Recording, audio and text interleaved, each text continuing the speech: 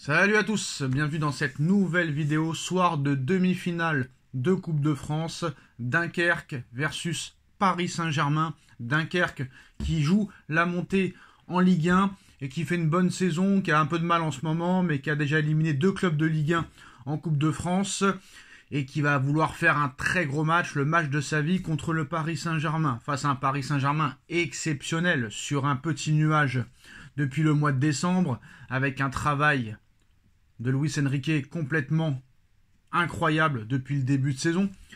Surtout depuis le départ de Mbappé, c'est la grande question qu'on se pose. Est-ce que le Paris Saint-Germain est meilleur avec ou sans Mbappé? Réponse au mois de juin, voire même juillet, avec la Coupe du Monde des clubs. Ça va être une saison complètement historique peut-être du côté du Paris Saint-Germain. Alors ce qui est bien, c'est que Luis Enrique est très pragmatique, très méfiant, très concentré. On l'a vu en conférence de presse d'avant-match. Ce soir, il va falloir être concentré, il va falloir être efficace, il va falloir être performant, comme tous les matchs. Avec Enrique, que ce soit Dunkerque ou que ce soit le Real Madrid ou Liverpool, il prend les matchs les uns après les autres avec tout autant de sérieux. Les matchs qu'on a vus quand même cette année, on l'avait jamais vu avant. Même à l'époque des Zlatan, Thiago Motta, Cavani, Di Maria et compagnie, on voyait certes un petit peu ça, mais là, les matchs que propose le Paris Saint-Germain, sans star, parce que c'est ça qui énerve tout le monde. La presse française, surtout, qui est anti-parisien. Anti-parisianisme à un point pas possible. Luis Enrique fait un travail fou. Alors c'est sûr que si tu perds contre Dunkerque ce soir, et que tu te fais éliminer contre Aston Villa dans 2 semaines, ah bah là c'est sûr que ce sera pas une saison réussie. C'est sûr que le Paris Saint-Germain ce soir est grandissime favori. Il va falloir le prouver sur le terrain et se qualifier. Pareil contre Aston Villa. Paris est grandissime favori. Mais il faudra le montrer sur le terrain et se qualifier. Parce que l'année dernière, en demi-finale de Ligue des Champions contre le Borussia Dortmund, qui était 6e à l'époque, tout le monde disait que ça allait être du pain béni et que Paris était déjà en finale. Et on était tombé de très très très haut. Donc ne pensons pas à Aston Villa la semaine prochaine. Ne pensons pas à Angers samedi. Pensons seulement à Dunkerque ce soir. Mais je tiens quand même à souligner que Luis Enrique a été critiqué quand même la première année au Paris Saint-Germain. C'est vrai qu'il faisait un petit peu des compositions d'équipe assez bizarres. Il y a eu l'affaire Mbappé aussi qui nous avait un petit peu tué toute la saison dernière parce que Mbappé était en fin de contrat. On savait qu'Mbappé ne prolongerait pas. Et à l'arrivée, il est parti sans aucune indemnité. En plus de ça, il a menti en disant qu'il allait donner ses primes. Et en fait, ce n'est pas vrai vu qu'il est en plein procès avec le Paris Saint-Germain. Depuis qu'Mbappé est parti, Luis Enrique a fait un travail complètement fou en métamorphosant Barcola, en recrutant Désiré Doué qui a eu un petit peu de mal en début de saison mais qui est en train de faire très clairement une saison incroyable. Un Dembélé retrouvé, métamorphosé, Dembélé qui mettait jamais plus de 5 ou 6 buts dans une saison, en est déjà à 30 alors qu'on est seulement début avril, vraiment début avril. Où ça va terminer, je ne sais pas. Est-ce que Dembouz sera Ballon d'Or? Un milieu de terrain exceptionnel, un Joao Neves qui est la révélation de l'année avec Désiré Doué. Il a été chercher Pacho que personne ne connaissait, qu'on enterrait, tout le monde enterrait déjà avant qu'il arrive. Et il fait une saison complètement incroyable. Mais là vraiment il reste, avant la Coupe du Monde des clubs bien sûr, 2 mois et vraiment là on a trouvé l'entraîneur peut-être parfait. Je dis bien peut-être parce qu'on ne sait pas ce qui va se passer contre Dunkerque, on ne sait pas ce qui va se passer contre Aston Villa et on ne sait pas ce qui va se passer par la suite. Alors, pour l'instant, le Paris Saint-Germain est invaincu. Et ça, si ça reste jusqu'à la fin du championnat, Luis Enrique sera le premier à avoir fait ça. Le PSG sera le premier club à avoir gagné un championnat en étant invaincu. Donc déjà ça, la performance serait incroyable si Paris arrive à tenir jusqu'au bout sans perdre un seul match. La deuxième aussi chose incroyable, c'est que si Paris ne perd pas son prochain match à l'extérieur, le Paris Saint-Germain battra le record du grand Milan AC des années 91-92 avec le nombre de matchs en étant invaincu à l'extérieur.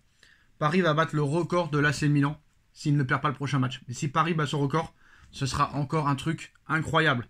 Premier club d'Europe des 5 meilleurs championnats à faire ça.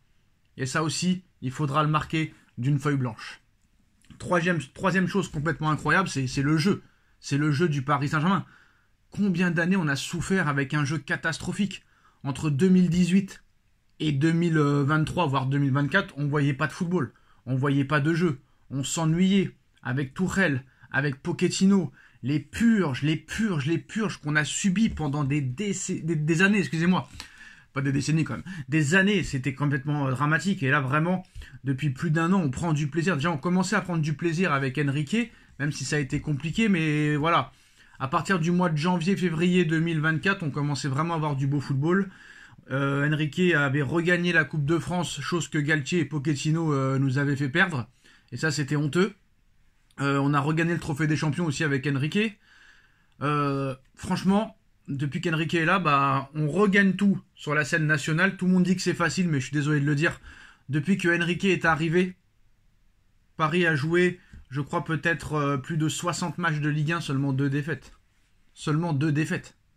2 défaites seulement, sous l'ère Luis Enrique, en Ligue 1. Paris gagne la Coupe de France, le trophée des champions. Paris a été en demi-finale de Ligue des Champions l'année dernière. Paris est en quart de finale cette année. Paris a gagné le trophée des champions cette année. Paris est invaincu en Ligue 1. Paris a la meilleure attaque. Paris a la meilleure défense. Paris a éliminé l'une des meilleures équipes du monde avant qu'elle soit éliminée. Paris a battu City en étant mené 2-0. Paris est en route peut-être vers un quintuplé. Trophée des champions, Ligue 1, Coupe de France, Ligue des champions, Coupe du monde des clubs.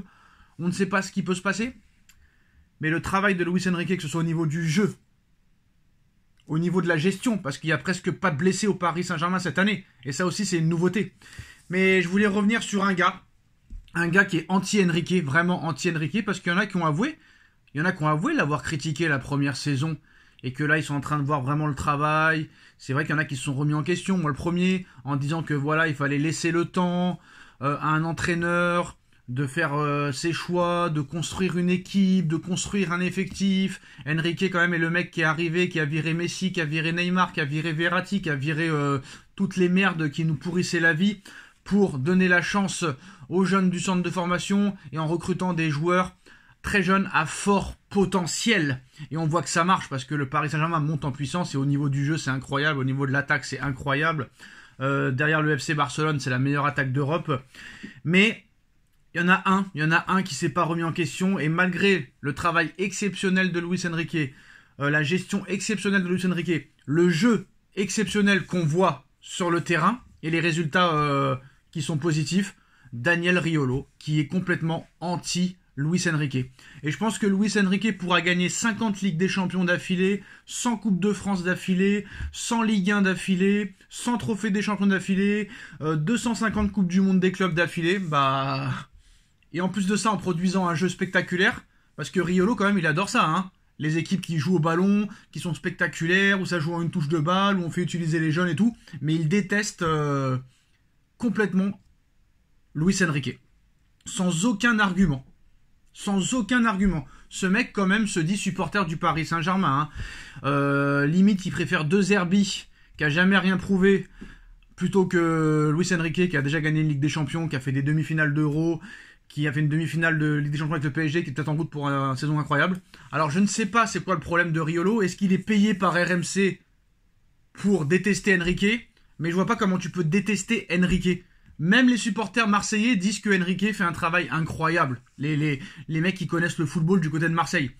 Tout le monde est contre Riolo. Même moi qui est très très très perfectionniste, les gars. Combien de fois j'ai critiqué Emery, combien de fois j'ai critiqué Tuchel, combien de fois j'ai critiqué Pochettino, combien de fois j'ai critiqué Galtier. Et là, vous voyez bien que là, je kiffe. Je kiffe regarder le Paris Saint-Germain. Je prends du plaisir, ouf, à regarder le Paris Saint-Germain. Je ne rate plus du tout une seconde, une miette de jeu. Alors qu'avant, on s'endormait pendant les matchs sous l'ère Pochettino, Galtier, Tuchel.